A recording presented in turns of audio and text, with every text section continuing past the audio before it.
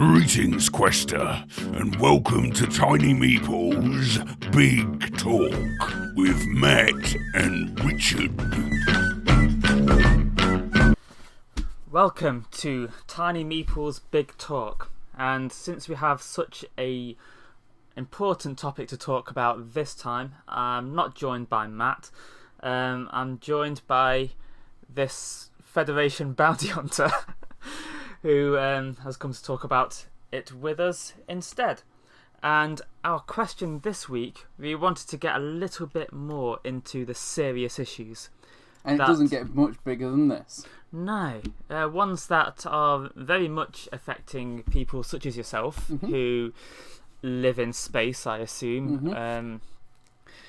And you also are trapped between two genres as well, which is, well, not genre, two franchises. I imagine that must be a very difficult life. So You've got no idea, man. No idea. It'll be better once we settle this question. Now, this here is our Star Destroyer, and here is, well, you might not be able to see it, it's the Enterprise E, Sovereign class. And our question... NCC 1701. E. E. Yes, it does have a letter after it. I know Scotty hates that. There is a. Yeah. Right, so basically our question is what would win between these two things, because often, the two, really, the most well-known sci-fi genres, basically, aren't they? Not genres, franchises.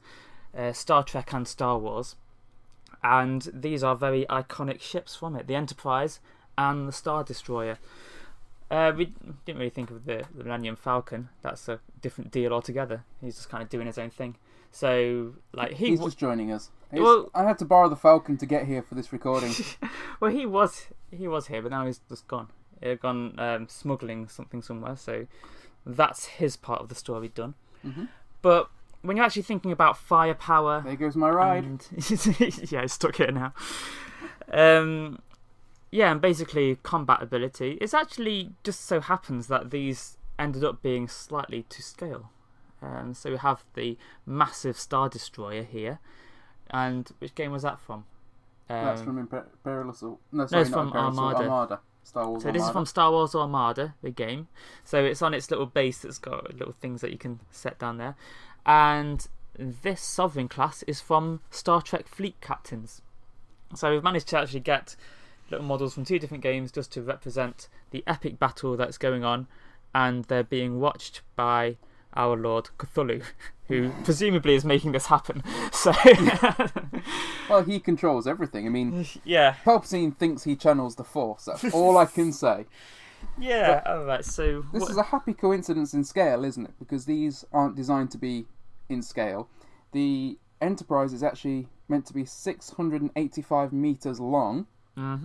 Whereas the Imperial Star Destroyer is over 1,600 meters long, so it's about 2.5 times the size. So it gives a nice demonstration there of the different scale. Yeah. Do you think I should reveal to the audience my secret identity? I just dread to think what else you've got under that helmet. So yeah, try. Yeah, let them know. Brody looks scared. It is I, viewers. So this is what your other job is. You all thought I was a moral Mandalorian, didn't you? Mandalorian? Oh, right. Okay. Well, in my bounty hunter. Mandalorian that joined Starfleet, gave up his bounty hunter ways, but not the helmet. I think, really, before we go any further, we should just take one moment to address the fact that there are Star Wars fanboys out there and Star Trek fanboys, and no matter which one we say, the other group are gonna disagree with us and probably come on to complain. To you people, I say this: get a life. I'm wearing a Star Trek uniform, so I can say that. I was just going to point that out, but yeah. Now, I don't think people are going to get annoyed. They're going to be very fair and even-handed with it. Personally, I don't feel like I have a horse in this race because I'm a huge fan of Star Wars. I'm a huge fan of Star Trek. I mean, you walk around my house, it's full of Star Trek and Star Wars memorabilia. I really do love both. I cosplay in both Starfleet outfits and Star Wars At outfits. the same time. Yeah, in fact, this was me when I went to see Star Wars The Force Awakens in Leicester Square with a couple of friends. And the lightsaber as well, didn't you? Yeah. So I am very heavily invested in both franchises, so my opinions aren't based so on... get a life, you lot. Yeah. So my opinions aren't based on either one or the other with bias. Yeah, I wasn't too bothered about which one would win. I just wanted to actually be able to do the research finally, because I've often thought about it. Years ago, because you kind of get these different people just kind of think about it in different ways, and there's like what are phasers and what are turbo lasers, stuff like that, and kind of what is the size difference between them as well. And with it being the two main kind of franchises, and yet they are so different, it's just interesting to compare them both. And it is one of those debates that does crop up no matter how often you discuss it. It is something that does crop up regularly, but it's good to put, as you say, do some research and put some facts into this. But it's not actually Star Wars versus Star Trek. It is it's this a ship Star Destroyer versus this Sovereign class. I mean, people starship. say that, you know, Vader could come across and force choke everybody, but then Q could snap his fingers and change the whole game again. Yeah, so if it's Q was on their side. Yeah, but, yeah. So it's just two ships having a battle that we're debating here, isn't it? Yes. And how that could go. Now, I did some research, and I was quite surprised when I ran some of the figures here. Yeah. Okay, I'll be honest. My initial thought when you suggested this as a discussion for the show was that the Enterprise would wreck it. He would, with its superior technology, the Enterprise would wreck a Star Destroyer. Yeah. Then I ran some numbers, and I was a little bit surprised by what I found. I was a bit surprised as well, because I thought something similar. I thought it'd be far... I thought the Enterprise would have the advantage by a long way, but I wanted to kind of check that and see why it would, and like by how far, things like that. One of the first things about these ships is that they are designed for very different things. Yes. Now, the Enterprise, classically, it's always been an exploring vessel. If we were using this one, the Enterprise D, then it would be a little bit different again, because this one's very much like an exploring one, and it kind of goes in battles, but that's not the main thing about it, is it? I mean, it's been in a lot of battles, hasn't it, over the years? It's got lots of schools on it, and like people hanging around the holodecks and stuff like that, and nice gardens inside, and bars and stuff. So this is like a big city. Whereas the Sovereign class, a little bit later on, they were thinking about fighting the Borg when they built this, weren't they? So this is a bit more of a battleship. So if we were thinking which ship would go against a Star Destroyer, this one would be kind of still very thematic. The most suitable but one, yeah, really. but giving the Federation like its best chance of like what it would send, basically. So that was why I thought of that one. But the Star Destroyer, now this again, it isn't so much for fighting against different ships. This one is more about kind of dominating a planetary system and like suppressing a planet, launching TIE fighters, stuff like that. It's almost like an aircraft carrier in that it goes around with its squads of TIE fighters. It's got 72 ships aboard, hasn't it, of the TIE class? Yeah, 72 TIE fighters I counted here. There's 48 TIE fighters, 12 TIE bombers. Yeah. And then there's another 12 TIE boarding craft. Yeah, and there's like the shuttles and But I kind of only really wrote down the TIE fighters because it carries 48 of those, doesn't it? They would be the ones that were fighting. That would be fighting a dogfight. Yeah, basically against the Enterprise. The other stuff would be a little bit more if it was to kind of go and invade a planet. Although the bombers would probably be used for a bombing run against the Enterprise. Yeah, there could be. I just think the Enterprise is a little bit too nippy for that to be too effective. I think they are definitely slower.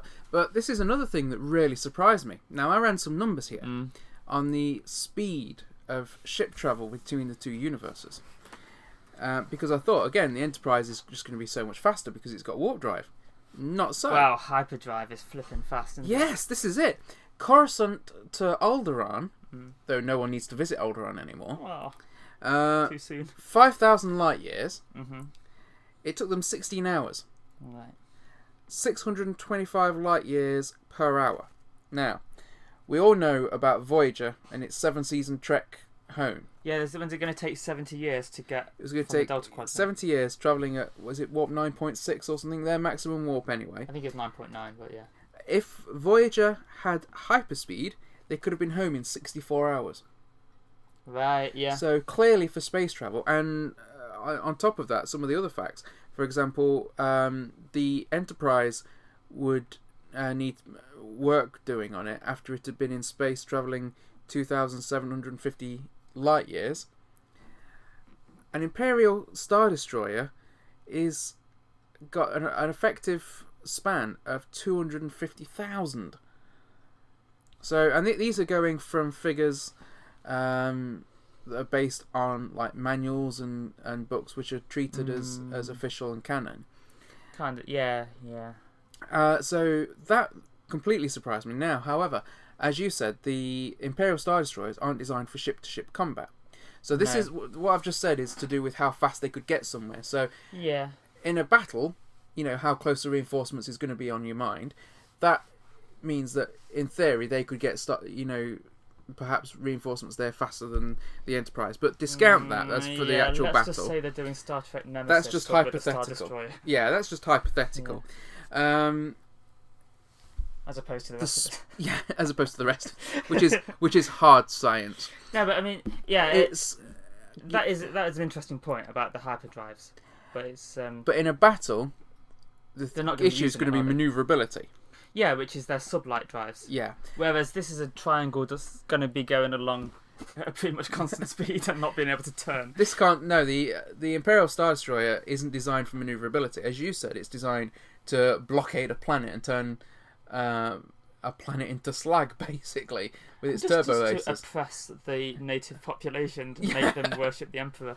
But it is the standard unit of the Imperial fleet, isn't it? It is. So that's why it was a good candidate for Oh, what we're going absolutely. But what I'm thinking is it's not going to be very maneuverable. The Enterprise is going to be able to zip around it, very very fast. I mean, this is one of the less manoeuvrable Starfleet ships, but it's way more manoeuvrable than that. So it's And not I think Defiant. if you were to take any one of the Enterprise vessels, you'd find the same situation. Yeah. Now, I should say the Defiant. I mean, you think about the episode with the cadets and their Defiant, how manoeuvrable that ship was when it was the Valiant. Yeah, and that was piloted by kids. Yeah, and that one is. of them was like taking pills or something. Yeah. It's incredible. When it comes to manoeuvrability, the Enterprise has got this. However, I looked at some of the weapon powers for the various weapons. Yeah, I did that as well. Did you find the same information I found then? I would think so, but it's so varied, and it depends whether you go from what's in the manuals, like you were talking about, and what gets observed in the films and TV programs. Now, this is the thing. Now, for me, when I looked at the figures, it seemed like the Star Destroyer is being said to be millions of times more powerful than the Enterprise. To give you an example of that, the light guns on the Imperial Star Destroyer come in at 300 million gigawatts. Right. The phasers on the Enterprise D, I couldn't find the information. I didn't get the information for the E, but let's assume that they're only slightly less powerful than the phasers on the E. 3.6 gigawatts. Right. So Now, you've got the gigawatts. These seem so out of proportion that you have to say that one broadside from the Star Destroyer should destroy the Enterprise based on those figures. However, I kind of got the feeling that the people writing the films and writing the episodes hadn't paid any information whatsoever to these, because, as you say, what Obviously you not. observe is very different. Now, there is several episodes in Star Trek The Next Generation where the Enterprise is attacked by ships firing lasers. We can't categorically say that the lasers in Star Trek are different to the lasers in Star Wars. I can. I'll do that in a bit though. Richard can and he will. I looked at it and I didn't find evidence that allowed me to categorically say that. Mm-hmm. However, I was thinking that surely the premise of both turbo lasers and lasers are going to be using the same principle. It's just that the turbo lasers are a more powerful version of the lasers. Right. And lasers in any form have proven to be ineffective against the shielding of the Enterprise. Yeah, they thought it was funny, didn't they, when a ship was going to attack them with lasers? Worf was just incredulous. Yeah. So It takes a lot to make him incredulous. Yeah, and looking at that, it made me think, well, okay, how can the Star Destroyer then put a dint? Well, it has other weapons. So it has ion cannons. Yeah. Which, again, haven't particularly been found to be effective against Starfleet vessels. No. Its main thing is going to be its heavy guns and its torpedoes. Again, the heavy guns are just more powerful versions of the lasers. So if we dismiss those and look at the torpedoes, Right. the torpedoes are probably the only thing that presents a real threat to the Enterprise. Yeah. My issue here is, are they going to be effective enough against the Enterprise shielding? And I don't think necessarily that the Enterprise is going to come away unscathed. I think the Enterprise is going to take damage from those torpedoes. However, the shielding, and this is again, I looked at information on the shielding of both the Star Destroyer and the Enterprise, and again, They're the same. Well, I was finding figures that were saying that the shielding on the Star Destroyers is millions of times stronger than the shielding on the Enterprise.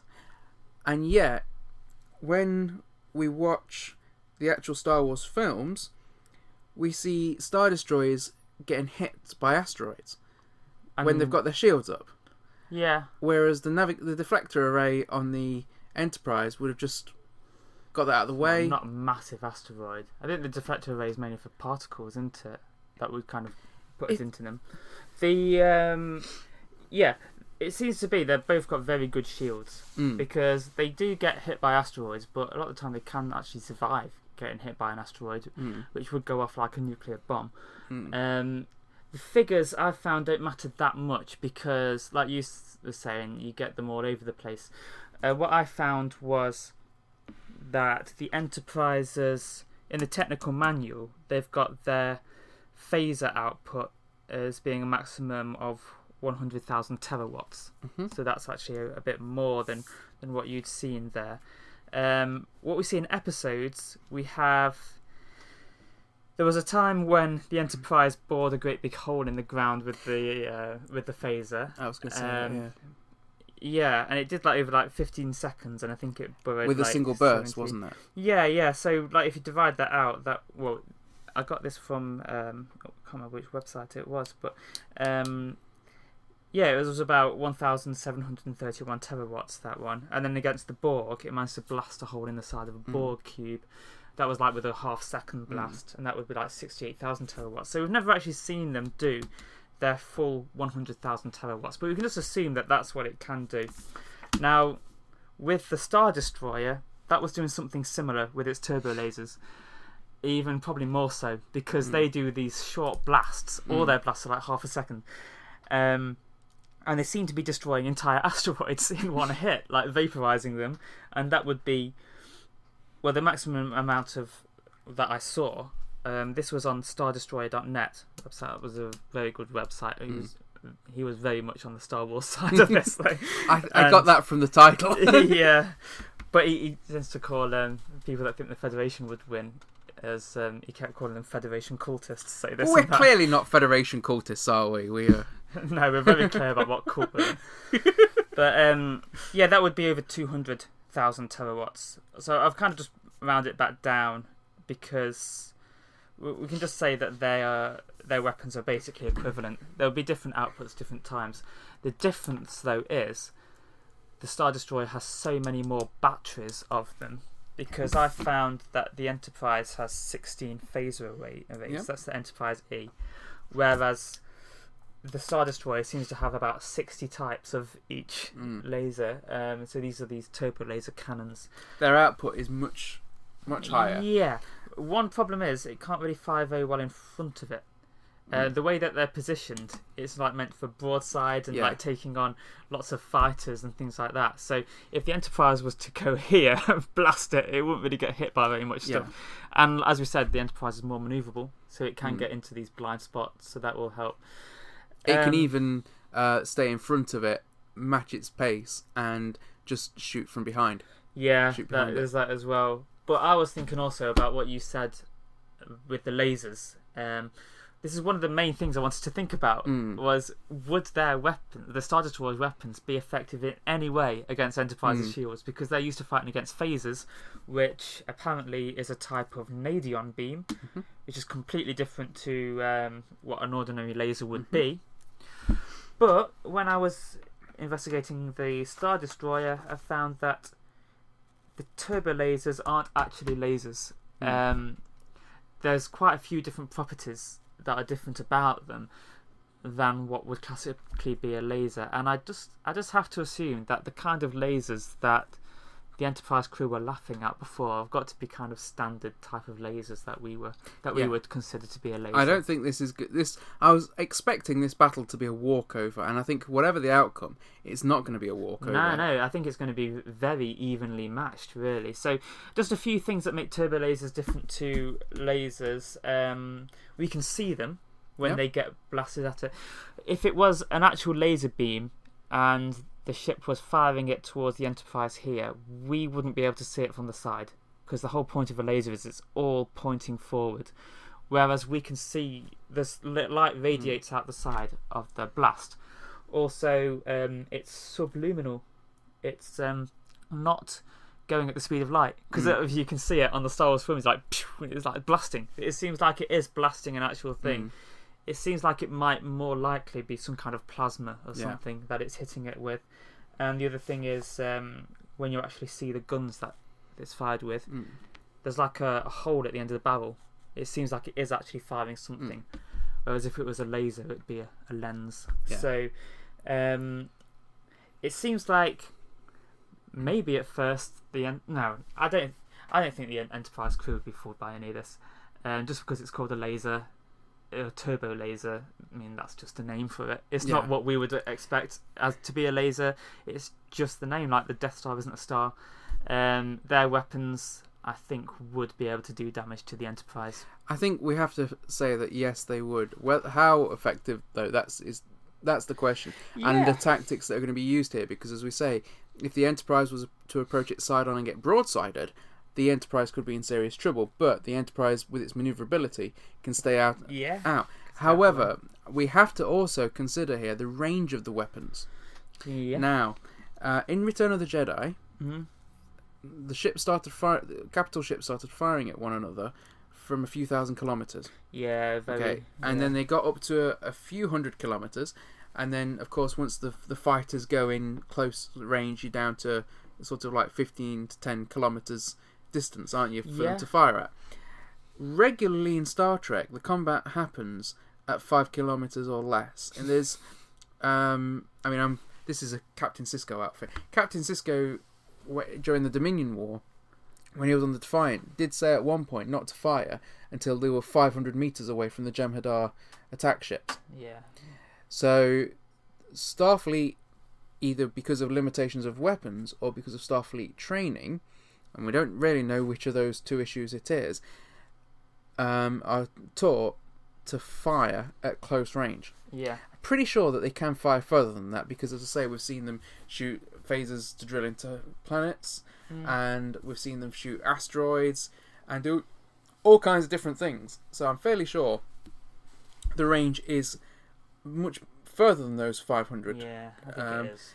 But it's hard to say that categorically. It does appear that the Star Destroyer would start firing before the Enterprise was in effective range. Yes. So there's that to consider. Yeah. Another thing to consider, I would say, is transporter technology. Now, if both ships are shielded, can't use it. They can't use the transporters.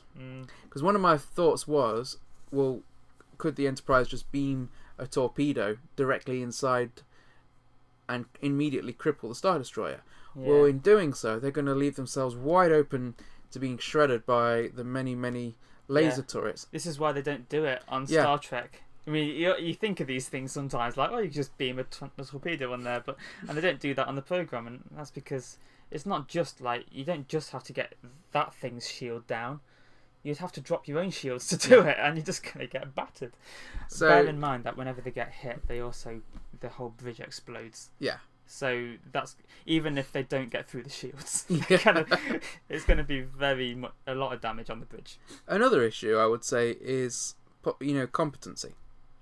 Yeah. Now, it does seem like when we watch Star Wars films, the Imperial soldiers are always depicted as wildly incompetent. Yeah. I mean, but these people are a military unit. They're trained for battle. Starfleet are primarily trained to be explorers, scientists, engineers. The Empire is trained for war. Yeah, although this is the Enterprise E we're talking about here. Yeah, trained but to fight the Borg. I'm thinking not so much of the ship, but the crew that mans it. Yeah. Even so, the crew of the Enterprise is still primarily. I mean, they're led by Picard. Mm-hmm. He's a diplomat and an archaeologist and anthropologist more than he is a soldier. But he's one of the best experienced tacticians as a tactician. Yeah.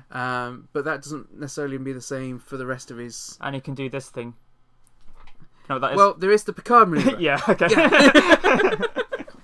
So if he used the Picard maneuver, he'd be tricking their senses, and they'd be thinking he's in one place when in fact he's attacking from another. Yeah, because I was thinking about that when you were talking about the range. Yeah. So, like, if they were going to hit them from far away, they might be shooting at something over here that's just a warp shadow. So. Hollow projections and all sorts. There's different things that they could do there. And they would do that. But you think about with the Imperial Star Destroyer, how many competent leaders they're going to be on that bridge to take command and put it in a battle. Now, if we were saying that Vader was on board or Thrawn, there are. We're not saying that there aren't if it was some Gwendolyn very or good Thrawn, then it'd be tacticians very difficult, on board the Star Destroyers. Yeah. But we're talking about just an average crew that may not have that against the Enterprise. So the Enterprise, if Picard was taken I'm glad out, you're thinking that as well. Depending on what point of the Enterprise we're talking about, Riker could step in. Riker's a competent leader.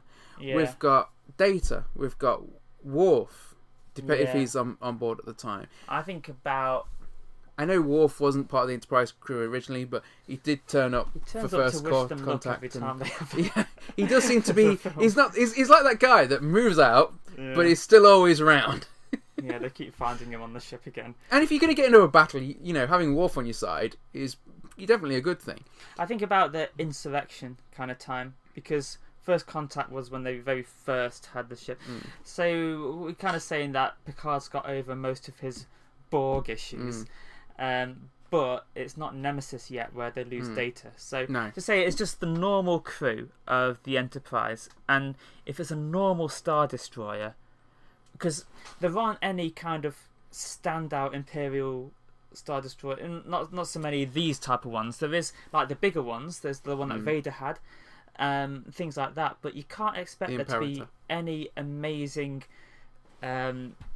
like members of the Empire on this ship, because it'd probably be a standard one. The thing is, and I'll say this because one thing that our own world history teaches us is that when you're in a dictatorship, people that are particularly talented don't tend to stay around for long. No, it's survival of the dumbest. So exactly, they're going to be idiots on anyone that's potentially going to be either popular enough or bright enough to overthrow Vader and the Emperor, they're going to be got rid of. They got force choked ages ago. Yeah. So we're looking at like a normal crew, and I do think tactically, the Enterprise has got tactics on the side. They've got maneuverability on the side. The firepower is so much more of an issue than I thought it would be, because I didn't think I was trying to think when I first thought it in my head, I thought the only way that a Star Destroyer could do damage would be, to quote our favourite Klingon, "Prepare for ramming speed." Oh, yeah, but then they just miss. That was just like, yeah. We also have to assume that the stormtroopers we usually see on the planets are not manning the turbo lasers. Yeah. And that brings us to another question. The Enterprise, much like systems in Battlestar Galactica and another series, has automated tactical systems. Yeah. So they're less prone to human error. Mm. And because of the maneuverability, they're not going to miss. They're going to hit every time. We're not talking about a nimble Klingon bird of prey that's going to zip in and around. No. This is a ship that every shot is going to take a hit. We cannot say that the other way around. Not for the Star Destroyer. The Star Destroyer is going to miss the Enterprise more often than not. Yeah. Although it's got so much more firepower. That's the trouble. And I still can't get over how much more firepower it has in compared to the Enterprise, because I just thought the Enterprise was going to take this hands down because of its superior technology, and it's not the case. No. And my worldview is a little bit shaken. Well, I can tell. You're confused by how you dressed for this. I don't know. This is something that, more than any of the Tiny Meeples big talks we've done, has really made me question my worldview. However, as I say, I don't have a horse in this race because I love both franchises. And we've got to say, I think this is going to be incredibly close. I do think that they're going to need all the TIE fighters they can get because the Enterprise is going to be zipping around so nimble. Yeah. Because I was thinking, TIE fighters as well. The Enterprise needs to stay either at the front or rear of the Star Destroyer. So the Star Destroyer needs to flood that area with ships. Now, the phaser turrets on the Enterprise E should be able to pick out the TIE fighters pretty easily. Yeah. But the bombers are still going to pack a punch before they hit. Yeah. Now, with Worf or Data at the weapons controls, those ships aren't going to be around for long. No. I think overall, based on its maneuverability, more than anything else, I have to give this to the Enterprise. Because I think the Star Destroyer, if it manages to catch the Enterprise by surprise, if it manages to catch the Enterprise in a broadside, I think the Star Destroyer would win. Yeah. Based on the recent research that I've done, I think the Star Destroyer would win. And I never ever thought I'd be saying that. No. I thought really when we did this we'd be just working out how the Enterprise would destroy the Star Destroyer, and just kind of getting some numbers on that. But like you say, it's I think it would be a very close thing, and with it being so close, I think it would go to the pluckiness of the heroes really that are on the Enterprise. They would find some way to do it, but yeah, it would be a very difficult battle, like you say, if this was at the side and it just opened up with its a broadside volley on it. I think that could knock out so many Enterprise systems that they might find it difficult to come back from that. But yeah, I think a few spreads of quantum torpedoes would take care of a lot of the TIE fighters, even if the phasers find it difficult. But I think it's got so many torpedoes on it, and then there's also weird stuff like tri-cobalt device, which I've got to imagine the Enterprise also has. I mean, if Voyager had one, and they're very powerful. So, I think one of the things that really surprised me as well as doing this was the way that we've got these manuals for both vessels. You look at the power statistics on them for shields, weapons, etc., and the way that the writers of the shows have completely disregarded those facts. Well, I don't know. Yeah. I'm not sure, in fairness to the writers, whether or not they've disregarded those facts and that's what they were given to work with, or if they made the story with their own ideas of the power levels and what they should be, and then someone else has come along and said, well, actually, this is how powerful this is now. They have a technical manual for the show, don't they? Like, this is what the Enterprise can do and stuff like that. But if it's going to make a good story, then they can just take poetic license. Well, yeah, because ultimately all this is... It just needs to be a good story, because it can be so... It could stick so closely to the technical specs that they've got, and it'll just be like a terrible story, and then the show gets cancelled, then what was that all about? Yeah. So, but this is a problem I have with some of these, like, learning... like all the stats about it. I wanted to keep it a little bit loose. Yeah. That's why I haven't tied it down to very particular numbers. One problem I've always had is about the torpedoes, like photon torpedoes and quantum torpedoes. If they're like antimatter reactions, then they should be lots more powerful than an atomic bomb. But like when you see them get like firing around, they it's not exactly a nuclear blast when it goes off, is it? It kind of just goes on the shields. And I was thinking though that because of that, that's possibly another reason why the transporter strategy of beaming a torpedo wouldn't necessarily work, because it would be very hard to beam an active torpedo with something. Yeah. I suppose you'd have to deactivate it, beam it, and then reactivate it with a signal once it had reappeared. But that the Empire wouldn't really be that familiar with the kind of technology that the Enterprise would be using.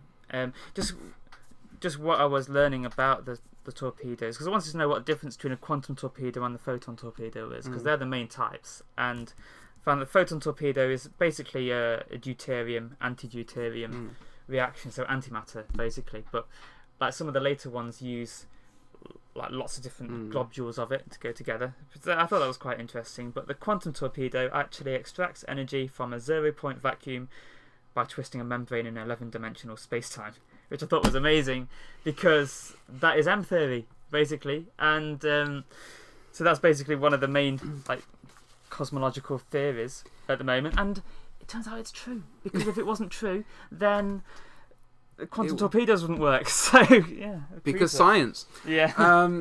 One other thing that I thought, now in Star Wars we saw Star Destroyers being shot out of orbit by ion cannons. Oh yeah.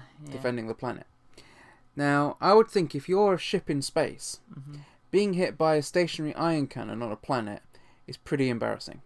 And I think that really attests to the maneuverability. It really attests to the maneuverability issues of the Star Destroyer.